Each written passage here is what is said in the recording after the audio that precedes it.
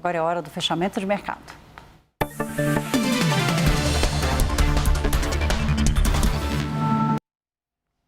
Vamos lá, vamos fazer o nosso encontro de CNN Brasil e CNN Money com ele, Fernando Nakagawa. Naka, bem-vindo, boa noite. Boa noite, Thaís. Tudo bem, meu querido? Tudo ótimo. Eu sei que você já está pronto para ir para a farra na Paulista. Ah, não é só amanhã, né? Estou antecipado. Amanhã eu vou repetir a piada. Mas vamos lá.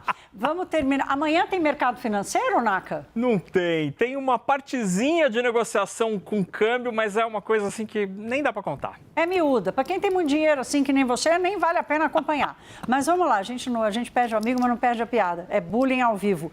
Naka, tem um outro dado da economia que saiu hoje. Nós ouvimos agora o Gustavo Cruz sobre as contas públicas.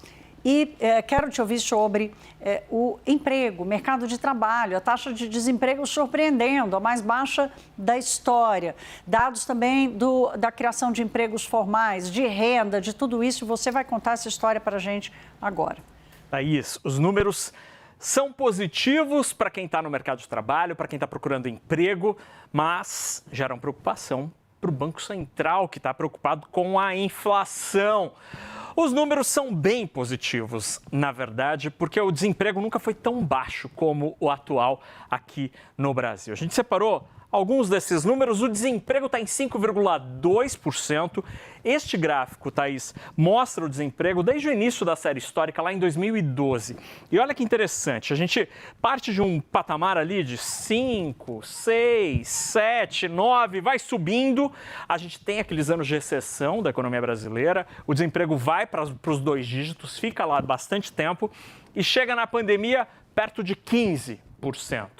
Depois, a vacina vem, as pessoas começam a sair de casa e o desemprego cai e bate em 5,2%, que é o dado conhecido hoje. Veio abaixo da expectativa dos economistas, que estavam esperando 5,4%. Na próxima tela, a gente tem grandes números para entender o que está acontecendo com o mercado de trabalho. Somos 145 quase milhões de pessoas em idade de trabalhar. 130 milhões de pessoas estão ocupadas, com algum tipo de ocupação que gera remuneração. Cresceu 1,1% em um ano.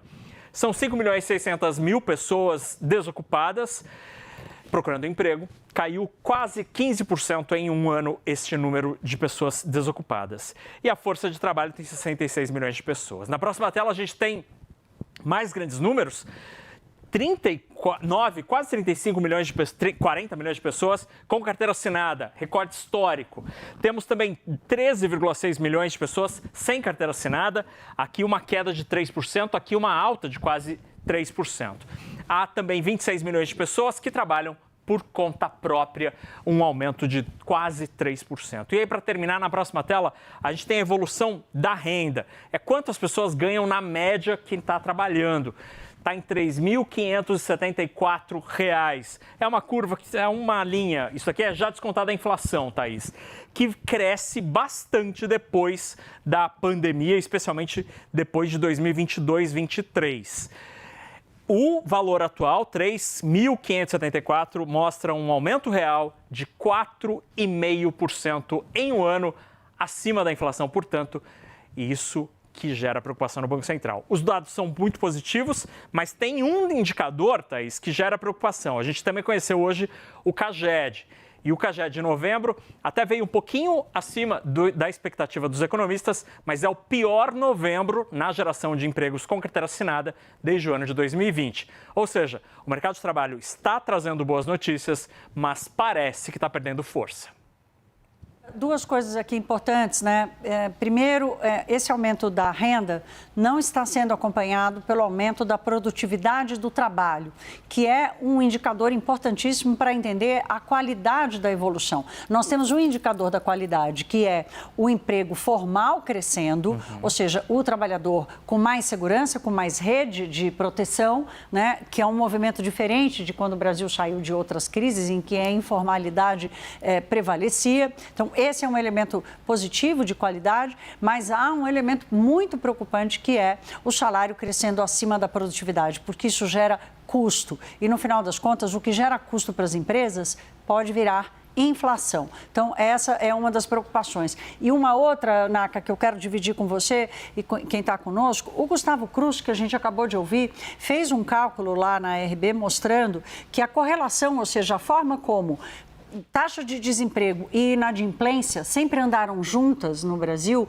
esse quadro mudou, porque com o advento dos empregos digitais, de aplicativos, as pessoas que perdem um emprego naquele formato mais tradicional não ficam sem trabalhar necessariamente, né? Os aplicativos oferecem uma forma de renda. Então, a inadimplência e a taxa de desemprego se descolaram ao longo do tempo. O que não descolou foi a taxa de juros e a inadimplência. Portanto, mesmo diante desse mercado de trabalho, com a taxa de juros muito alta, o crediário, o boleto, aquele carnê da loja de varejo estão mais caros, comprometendo a família. Isso pode, inclusive, ser uma das explicações para um descolamento também da popularidade do governo, ou de um reconhecimento, né, de estar vivendo um bom momento empregado, mas não conseguir dar esse reconhecimento ao governo federal. Achei bastante interessante, viu, Naca, essa leitura. Quero uma cópia desse estudo aí, Thaís. Muito interessante mesmo. Né? Vou pedir para o Gustavo Cruz mandar para você. Agora, Naca, agora conta como é que a turma que conseguiu investir e separar um dinheirinho desse aumento da renda se deu bem ou se deu mal no mercado financeiro? Como é que a gente fecha, como é que fechou hoje a bolsa e o dólar? Os números são positivos, Thaís. Tem motivo para estourar champanhe na virada do ano, porque muita gente ganhou dinheiro em 2025. A gente tem os grandes números do ano do mercado financeiro, começando pelo fechamento de hoje. Terça-feira, com cara de sexta, a bolsa subiu hoje 0,40%, está terminando o ano nesse patamar de 161 mil pontos. E o dólar, que subiu nos últimos dias, aí caiu bastante hoje, 1,58, e termina o dia e o ano abaixo de 5,50, R$ 5,48. Na próxima tela, a gente tem o fechamento do ano todo. E aí o motivo de comemoração. Ó, quem tem BOVA11, quem tem índice que acompanha o Ibovespa, ganhou 34%, 33,9% para ser mais preciso. E o dólar aqui no Brasil, minha gente, caiu 11,2%. Tem coisa do Brasil aqui nessa história? Tem. Mas tem muito do que acontece lá no exterior. Parece estranho isso que eu estou dizendo? Na próxima tela a gente vai entender isso, Thaís. Eu comparei a evolução das moedas em vários países versus o dólar. Estamos aqui, ó. Por aqui, o dólar caiu 11%, certo? Na Rússia, caiu 25%, ou seja, o rublo se valorizou muito mais do que o real brasileiro. Na Colômbia, caiu 14%. O euro se fortaleceu e lá ficou 13% mais barato o dólar. No Peru, 10%, no Chile, 9%. E aí eu chamo atenção para dois países. Aqui no cantinho, a Turquia, um país que tem uma economia meio disfuncional hoje. O Banco Central corta juros quando a inflação sobe. Lá, o dólar ficou mais caro, ou seja, a lira turca se desvalorizou 21%. E na Argentina, de Milei, também, o dólar por lá subiu 41%. E na próxima tela a gente tem as bolsas pelo mundo. O Ibovespa, aqui sim, a gente se deu muito bem. Somos basicamente a segunda bolsa que teve a maior valorização do ano em moeda local, tá? Não é em dólar. 34% de valorização. O KOSPI da Coreia do Sul subiu 75%. Entre os outros índices, Merval subiu 21%. Lá na Argentina, não estou falando do nosso colega Merval Pereira, e também o Nasdaq da Bolsa de Tecnologia nos Estados Unidos, 21%.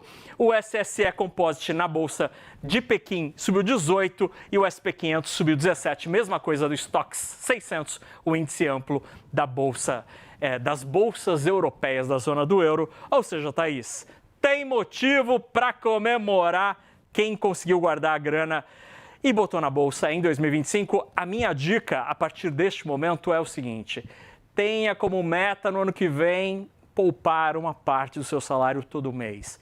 E aí não vai em busca daquele investimento que vai te dar a bala de prata, não.